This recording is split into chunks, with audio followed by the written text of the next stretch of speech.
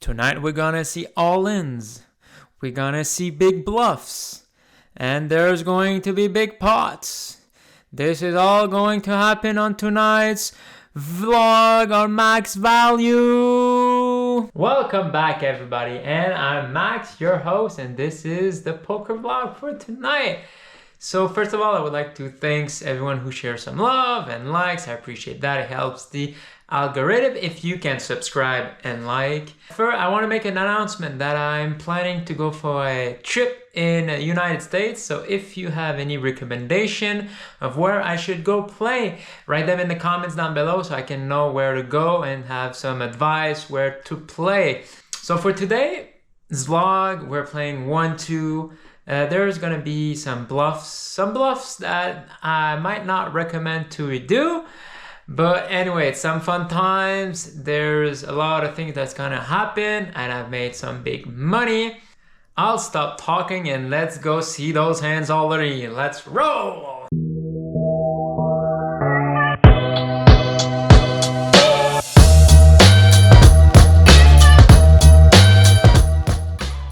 So for the first hand of this evening, I was in the right position to do a straddle, and to my left, he started a double straddle.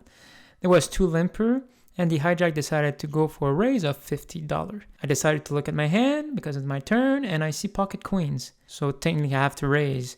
I do a raise of $130. I could probably go higher, like at 200, but if I would have went like 4 or 5x, it would say automatically go all in because I didn't have money left in my hands. So I decided to go only $130 to see what the other player is going to do. And the double straddler decided to go all in as well for $168. Both limper decided to fold as the hijack position decided to fold here. It was a queens versus 4. So yes, the double straddle go all in with pocket 4s.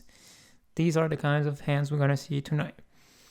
The flop was a king 6-10, turn was a jack and a king for the river. So I've dodged all the 4s. I wasn't really stressed, and it's a nice win for me. So 6 minutes after my next hand, I look at my hand and I got 5-3 in the small blind position. The undergun +1 position decided to raise for $15. The middle position, cutoff, and the bottom all decided to call as well. I decided to go for a call as well to see if cards, and the big blind decided to call as well. So we are 6 ways to see a flop of 5, 3, and 10, 2 clubs. Now here, since I have 2 pair, it's kind of a wet board, so I just decided to go for a sneaky check here. It all checked to the bottom position, which put a bet of $20. Now with 2 pair, I felt that if I only call, it was giving chance odds to people to call as well. So with 2 pair, I decided to go for a raise, a check raise of $65. And with that, what can I accomplish with that raise is I'm telling a story that either I'm having a flush draw, either I'm having like a big pair, either I'm having like 2 pair, a set. So I have a lot of range when I check raise here. But what I'm saying is that I'm strong, and I don't want people to call afterward as well. But only the bottom call here. So we're heads up for a turn, which was a 3 of spade. So I got a full house. How do you play full house? So now I probably want him to catch up a little bit for his if he's either reaching for a spade. So I decided to go for a check, and he bet, but really a small bet, like $25. And then like it felt a bit like, why are you betting $25 when I raised and showed a lot of strength? Are you like really strong? And I see it is how much chips does he have left, and he didn't have a lot of money. He had like around $117. And with all this in mind, all the element and variables, I decided to go all in because he didn't have a lot of money left. And if he was like trying to catch a spade, he would always been committed for that. Anyway, I decided to go all in. He makes the call, and he shows ace of club and a 10 of spade. So he wasn't even trying to catch his flush. He only had a top pair, top kicker. And I feel comfortable with my full house. What could go wrong? And the river was a 10 of hearts. So no, God! No, God, please, no! No! No! No! bang, he hit a higher full house. That was like, oh my god, a knife in my heart. So I lost that one. The next hand, it's only 20 minutes since my previous hand, and I got ace queen in the low jack position. There was one straddler and another person limps. So here I put a bet of $25. The hijack called and the bottom called. So 3 ways to see a flop, which was queen, queen, and queen. Damn! So it's like, what? Did I hit my quads? Yes, I did hit my quads. And I want to know, how are you going to play quads here with, you got the queens and all the queens are there. So first one to act, I decided to check, trying to some people to catch their cards. And everyone decided to check. The turn was a 5 of diamond. And with that card, it doesn't help me at all. But if I want to represent that I'm trying to bluff, it might be a good card for me because I'm trying to show maybe some weakness, and since I've seen the previous players didn't do anything on the flop, like I'm probably telling myself that, oh, is it an opportunity to actually bet here and steal the pot? So that's why I go for a small pot of like $20. So I could either represent like I'm bluffing or I'm having a small pair as well. And the hijack decided to call. The bottom now decided to raise here because probably he's seen that I'm actually having weakness with a 5 that doesn't hit my range at all. So that's why he either trying to protect, he have a smaller pair, higher pair, like amount like 7, 8, 9, 10s. And he wanted to protect them, so he can either show like a protective bet, or he might have nothing at all and see that I'm actually weak and try to seize this opportunity to actually like bluff me of a stronger hand. Since I have a queen here, I don't think a raise could show so much strength. So I'm just going to decide to call here of $55, and the hijack decided to fold. River was a 10 of spades here. Any smaller pair would check back as well, since I've called his raise on the turn. And if he's bluffing, I don't think he probably going to give up as well. As to see which bet size could be profitable here, I think a smaller bet size could be good, since I want to represent like either I'm having like a middle pair like 7, 8, 9s and wanted to make him a call as well. But since having queens, it's hard to play because he doesn't have a queens. I still can represent a queen as well. But I think like I have to 100% do a bet, and that's why I do a little bet here to call afterwards and not check back. So I do a bet of $100 and he folds. Next hand was king jack offsuit in the straddle position. There's 2 limper, and the cutoff decided to do like, no one's gonna limp here, and put a bet of $20. The bottom call, I decided to make the call as well because we're already 3 ways and I won't fold to my straddle. I want to defend it pretty much large, my straddle. And the both limpers, the undergun +1 and the low jack, decided to call. 4 ways to see a flop, which was queen, 10, and 9 rainbow. Did I really hit the straight on the flop? Yes, I did, sorry. But here, since I'm not the aggressor, I decided to do a sneaky check and let the first aggressor take the lead. That's what happened. The cutoff decided to put a bet of 55 here. It's pretty much a wet board, and he did pretty much put a big bet. So I just decided to call, not make him scared, because what can I represent? Like 2 pairs, a flush draw. There's no flush draw, so it's probably a straight draw. So with only a checking, I could have a lot of things in my hand. So I decided to make the call. Everyone fold, so we're heads up to see a turn, which was a king of heart. I decided to check as well to see what he's going to do.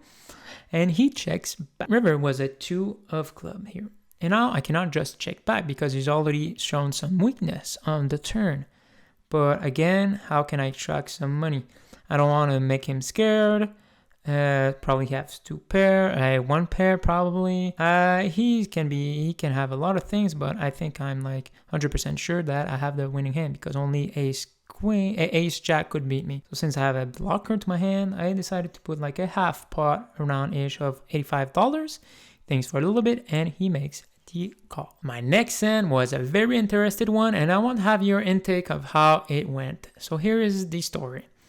I'm in the big blind position with 4-2 of spades. There was a straddler and after 3 limpers. So only for $3 more, with a small suited connector with 1 gapper, decided to put the $3 more, and the straddle checked. So we're 5 ways to see a flop, which was a 5 of spade, ace of club, and an ace of diamond. Here I'm having a gut shot, so any 3s would help for a straight, and I could have also a possibility of a backdoor flush draw. So I decided to check, and the cutoff decided to put a bet of $15 here. Since I probably have a gut shot, I decided to make the call of $15, and the straddler decided to call as well. So 3 ways to see a turn, which was a 10 of spades. Now I'm having more chances to hit a flush as well, and I'm also having chance to hit a 3, so having more equity here. I decided to check as well, and the cutoff continued a story and put a bet of $35. Now, since I've told you that I have flush draws and a gut shot, so I decided to make the call as well, and the straddler folds. The river was a 4 of clubs here. That's not the card that I wanted. I wanted either a spade or a 3, but it didn't happen. And now, how can I have showdown value, and how can I mitigate this hand? So I think if I had an ace X small one, if I want to represent that, and I want to get paid, so I probably would, that's what I done, and I put a bet of $80 if I wanted to represent an ace X small one. And because if he had any like small pairs, it could have a chance that he would fold here, since I'm having ace and I called all his bets during the previous rounds. So that was my plan, is to make a blocker bet so that he could fold all his pair. However, he had other plans, and he raised me of $275. Now I gotta think, how could he done that with what? And what can he represent? I don't think he would do that with any ace, king, ace, queen, ace, jack, all these hands, because pre-flop he would raise. Can he represent like a pocket 5? So he had a full house, probably. Could he have a ace 5, ace 4? So he could have all these kinds of combinations, but it's really small. But he also could have like a pocket pair who can turn for a bluff, but I don't think any pocket pair would turn out a bluff. Any pocket pair would probably call, or any ace X who didn't call his full house would probably call. So with all that in mind, I think he was really strong. And since I only have a 4 in my hand, I decided to let it go. However, he showed his bluff, which was a queen of spade and a 9 of clubs here. So yeah, I got bluff. That son of a bluff me. And I'm gonna get my revenge for sure. Oh, you motherfuckers. Okay. All right.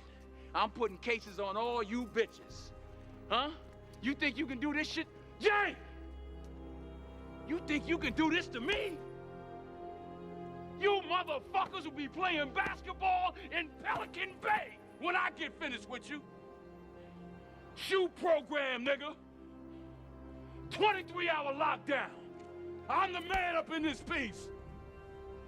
You'll never see the light of day. Who the fuck you think you fucking with? I'm the police. I run shit here. You just live here. Yeah, that's right. You better walk away.